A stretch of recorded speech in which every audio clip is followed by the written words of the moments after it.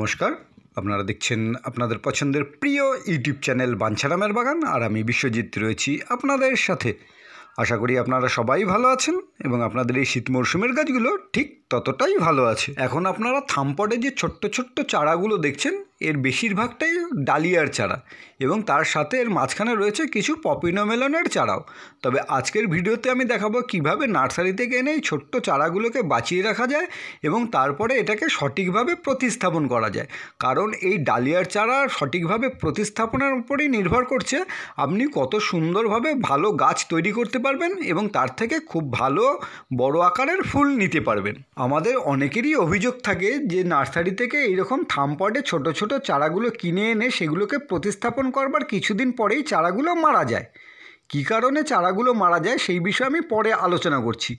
এখানে আমি যেই পদ্ধতিতে চারাগুলোকে রেখেছি, আপনারাও যদি ঠিক এমন পদ্ধতিতে রাখতে পারেন তাহলে আপনাদের কিন্তু একটি চারাও মারা যাবে না। এখানে দেখুন, আমি একটা বস্তার ওপরে মাটি দিয়ে পাতলা একটা আস্তরণ তৈরি করেছি এবং সেই আস্তরণের ওপরেই এই থামপটগুলোকে বসিয়ে রেখেছি এবং সেটাও রেখেছি একটা প্লাস্টিকের শেডের নিচে।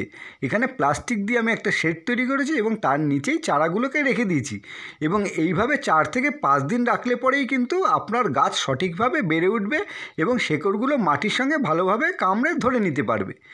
এখন দেখুন, আমি এই গাছগুলোকেই কিন্তু ছোট 4 ইঞ্চি টবে প্রতিস্থাপন করব। প্রথমে আমি কয়েকটি চারা 4 ইঞ্চি টবে প্রতিস্থাপন করব, তারপরে বাদবাকি চারাগুলোকে প্লাস্টিকের গ্রো ব্যাগে প্রতিস্থাপন করব।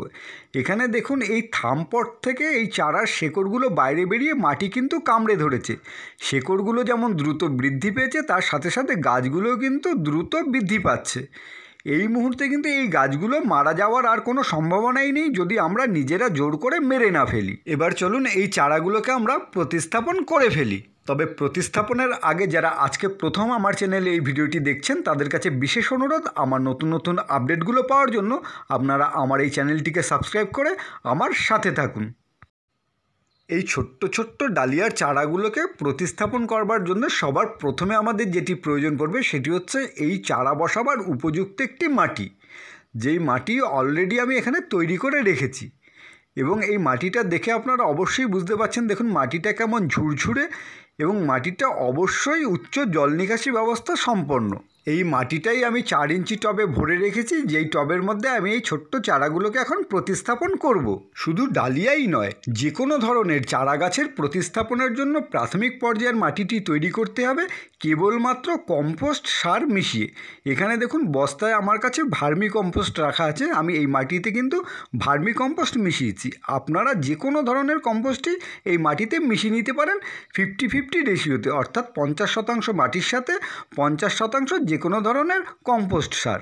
এবার চলুন আমরা এই ডালিয়ার চারাগুলোকে এই 4 ইঞ্চি টবে প্রতিস্থাপন করি এবং এই চারাগুলোকে প্রতিস্থাপন করতে করতে আমরা জেনে নিই কী কারণে নার্সারি থেকে নিয়ে আসা চারাগুলোকে টবে প্রতিস্থাপনের কিছুদিন পরেই মারা যেতে শুরু করে। এই চারা গাছগুলি মারা যাওয়ার অনেকগুলো কারণ থাকলেও মূলত 4টে খুব কমন কারণে সাধারণত আমাদের এই গাছগুলো মারা যায় এবং এই 4টে কমন কারণগুলোকে আমি যদি একটি বাংলা শব্দবন্ধনের মধ্যে আটকে দিতে চাই তাহলে সেই শব্দটি হচ্ছে গাফিলতি। এই 4টি কারণের মধ্যে প্রথম হচ্ছে, আমরা যখন নার্সারি থেকে চারা গাছ কিনে আনি, আমরা অনেকেই কী করি, নার্সারি থেকে যেই সমস্ত চারাগুলো দেওয়া হচ্ছে সেই চারাগুলি আমরা নিয়ে আসি। অনেকেই আমরা একটু দেখে নিই না যে চারাগুলো সতেজ কিনা।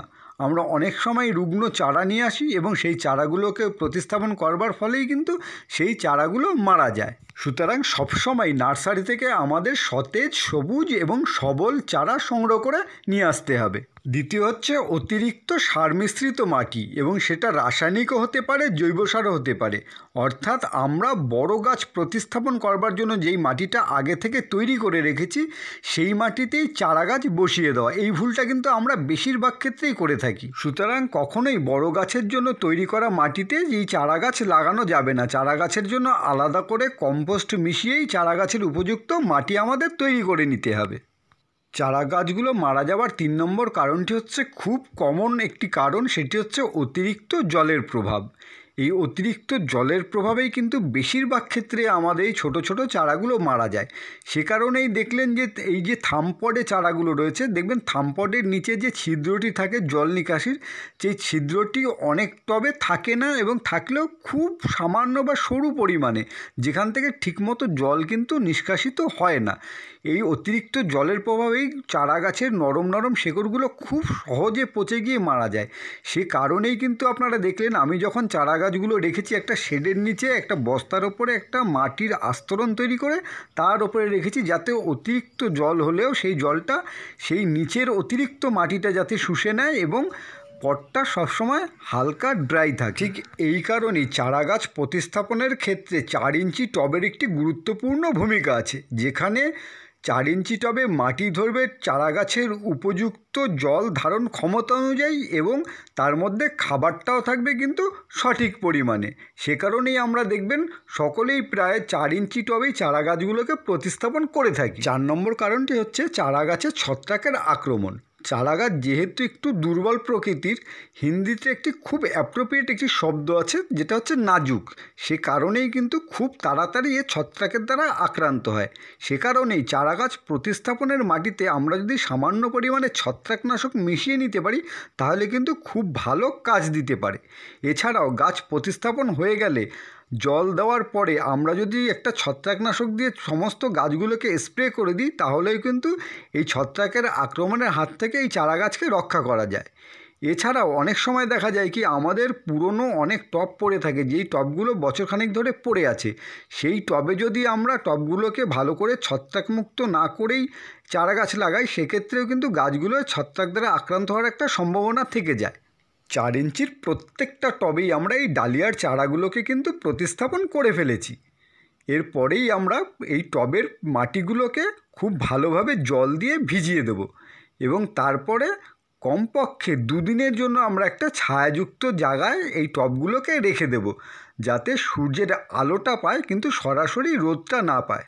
বড় ডালিয়ার জন্য আমরা কিভাবে মাটি তৈরি করব তার একটি ভিডিও কিন্তু আমার এই চ্যানেলে দেওয়া আছে। আপনাদের যদি কখনো প্রয়োজন হয় আপনারা সেই ভিডিওটা একবার দেখে নিতে পারেন। 4 ইঞ্চি টবে ডালিয়ার চারাগুলো প্রতিস্থাপনের ঠিক 4 থেকে 5 দিন পর কিন্তু গাছের চেহারা ঠিক এমনটা হবে, এবং এই সময়টা থেকেই এই গাছে আমাদের কিন্তু খাবার দেওয়া শুরু করে দিতে হবে। এই সময়টায় আমরা সর্ষের খোল ভেজানো পচা জল একদম পাতলা চায়ের লিকারের মতো করে সপ্তাহে 1 দিন করে দেব। তার সাথে সাথে 15 দিন পর পর কাঁচা গোবর গোলা জল পাতলা করে এই গাছে যদি আমরা দিতে পারি, তাহলে কিন্তু ডালিয়া গাছ খুব দ্রুত বৃদ্ধি পাবে। আশা করি আজকের ভিডিওটি আপনাদের ভালো লেগেছে। যদি ভালো লাগে তাহলে অবশ্যই একটা লাইক দেবেন। আজ এই পর্যন্তই, আবার দেখা হবে পরের ভিডিওতে। নমস্কার, ধন্যবাদ।